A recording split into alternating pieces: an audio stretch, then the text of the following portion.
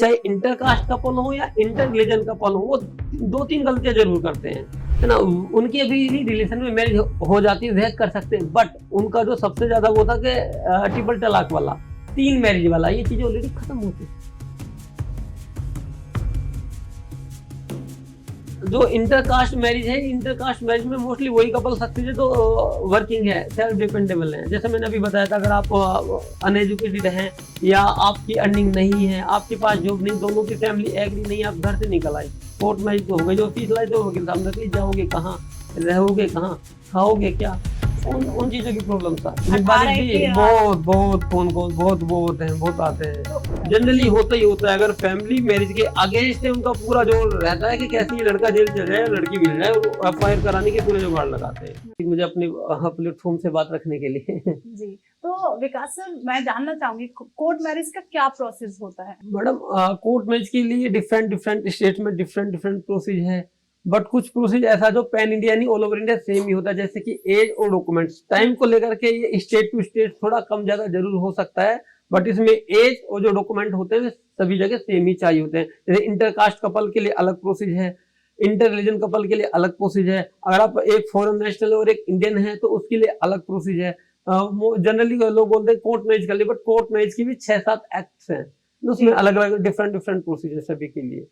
जैसे कि intercaste couple अगर कोर्ट मैरिज करना चाहे तो उसके लिए सेम डे का भी प्रोसीजर है, केवल 2 घंटे में भी कोर्ट मैरिज हो जाता है। जनरली रिमर्स ये है कि 30 दिन या 90 दिन से तो पहले कोर्ट मैरिज नहीं हो सकता, पर ऐसा नहीं है। अगर आप दोनों सारी फॉर्मेलिटी फुलफिल करते हैं एज पर लो, तो आप इजिली अपना कोर्ट मैरिज 1 डे में भी करा सकते हैं। जी, मतलब जो इंटरकास्ट आप मैरिज पे बता रहे हैं सिर्फ 2 घंटे में, तो मतलब क्या क्या डॉक्यूमेंट्स यूज होंगे उसमें? उसके लिए देखिएगा एज, जो ऑल ओवर इंडिया लड़कियों की कोर्ट मैरिज या अरेंज मैरिज कैसी भी मैरिज करने के लिए 18 साल है जो कि होनी चाहिए, और उसके पास एज से रिलेटेड कोई अपना डॉक्यूमेंट होना चाहिए।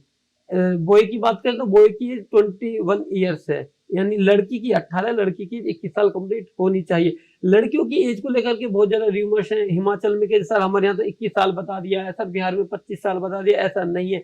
यह सेंट्रलाइज एक्ट है according to Hindu marriage act, ये 1978 से चला आ रहा है। पहले 16 साल हुआ करती थी, अभी लड़कियों की एज 18 साल है कोर्ट मैरिज करने के लिए। इसके लिए दोनों के एज और एड्रेस यानी डॉक्यूमेंट्स की बात करें तो हम एज और एड्रेस से रिलेटेड एक डॉक्यूमेंट चाहिए होगा। एज प्रूफ के लिए 10th class certificate, birth certificate और पैन कार्ड, इन 3 डॉक्यूमेंट में से अगर कपल के पास एक सिंगल आईडी है will be sufficient for age proof.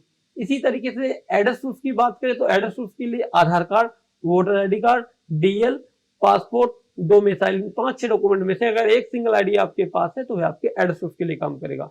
और जो आप रिलीजियस मैरिज की बात कर रहे हैं तो उसमें भी एक प्रोसेस होता होगा, तो कहीं ना कहीं एक आपने इंटरकास्ट का बता दिया, एक होता है कि हिंदू मुस्लिम, जो कि एक होता है कि हिंदू मुस्लिम हो गए या हिंदू या सिख हो गए, तो ये लोग अगर लव मैरिज करने आते हैं या कोई अपनी कोर्ट मैरिज कराना चाहता है, कि इनके लिए भी सेम प्रोसेस होता है?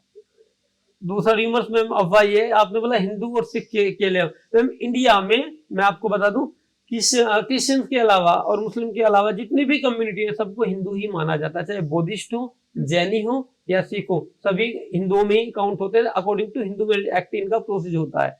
यानी ये जो भी जैनी या सिख कम्युनिटी है या बुद्धिस्ट है, उनके हिंदू मैरिज एक्ट में जैसे हमारा समाज में जनरली मैरिज होती है उसी तरीके से मैरिज